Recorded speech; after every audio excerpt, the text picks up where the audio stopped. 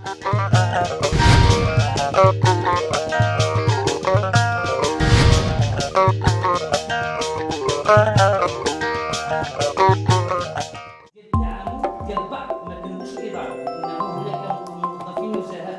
الإدارات بعض المسؤولين في بعض الإدارات. النقطة الثانية أستحضر هنا باش ما يوقعوش المشاكل القوة ديال واحد المستشار سي مزيان الاختراع خلينا نقولوا المجلس إليجيتيم، إن المجلس تخلق بظاهرة ما يمكنناش نقول إليجيتيم. كان استشاري الآن ولا دستوري ما بقاش استشاري، هذا هو الخلاف اللي كاين الآن.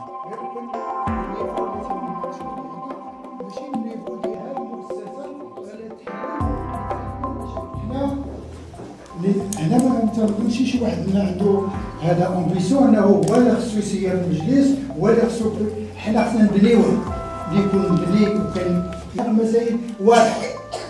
سعيد شرشيرة أستاذ جامعي من ألمانيا في دوسلدورف و porte parole ديال Nouvel Élan, mouvement Nouvel Élan Monnaie en course. Voici une organisation qui a été créée depuis 3 ans à peu près et qui est un espace de dialogue, de réflexion. Et donc elle rassemble un certain nombre d'intellectuels, de cadres associatifs. C'est un espace de réflexion, on réfléchit sur la politique migratoire, sur notre rapport avec notre pays d'origine, le Maroc, notre rapport avec nos pays de résidence qui sont les pays de l'Union européenne. Et donc on essaie de faire des propositions et d'avancer un certain nombre de choses.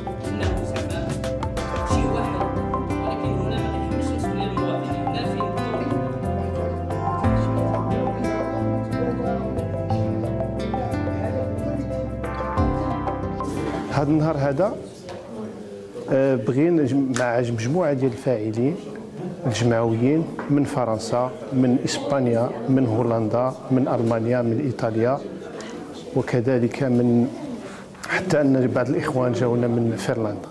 على أي اشتغلنا على أن الCCME اللي هو مجلس الجالية المغربية مؤخرا اشتغل مع مجموعة ديال الفعاليات، وأنه دار مساهمة وسوتنا مجموعة ديال الأعمال ديال الفاعلين الجمعويين ديال جالية المواطنين المغاربة. اللي وصلنا له النتيجة هي هل إلى أين ستسير هذه الأعمال أو ما وراء هذه الأعمال.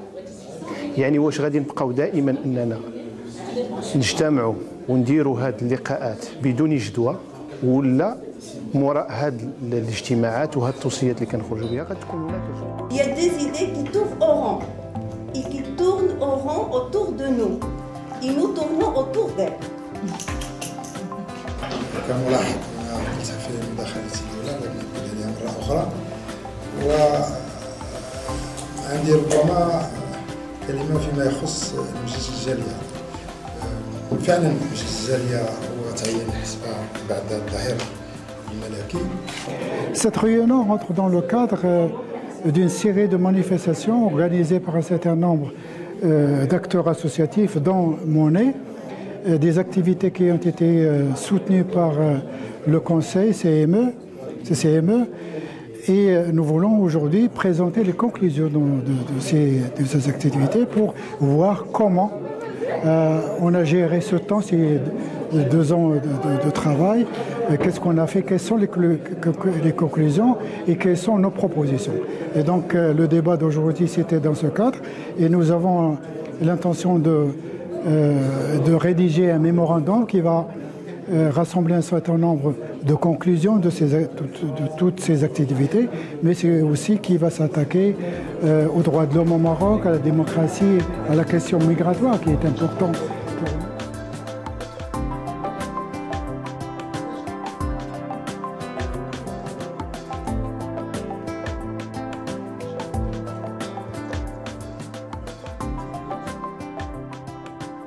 نتيجة يعني التوصيات اللي خرجنا بها في الكولوج اللي دار في شهر 6 هو واحد المقترح ديال واحد لا لوا اورغانيك، لانه هو قانون اللي حنا اقترحناه كيفاش غادي يكون مجلس الجالية في المستقبل.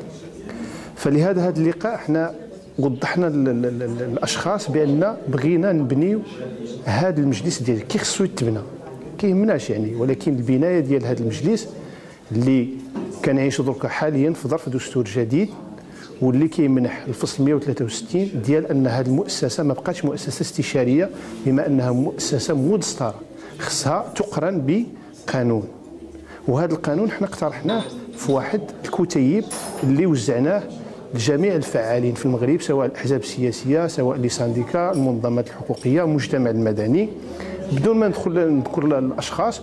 ومع العلم ان درنا واحد اللقاء تواصلي في داخل البرنامج اللي تبناه واحد الفريق كنشكروه كثير، ووزعنا هذا الكتاب لجميع الفرق اللي كتبلغ حوالي 34 او اكثر فريق داخل مجلس النواب.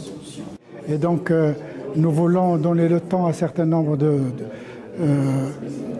de militants associatifs pour compléter, pour nous envoyer des idées nouvelles, pour essayer de rassembler le maximum de possible d'idées, de réflexions.